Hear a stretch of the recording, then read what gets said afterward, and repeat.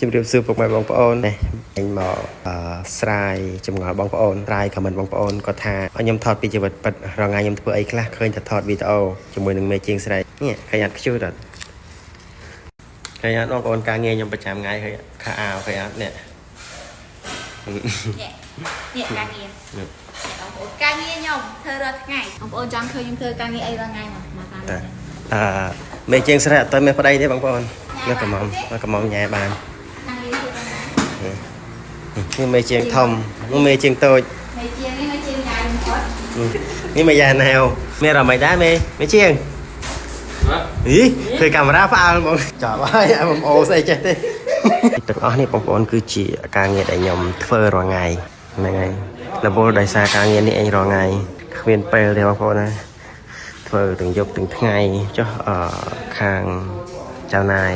តកែធំគាត់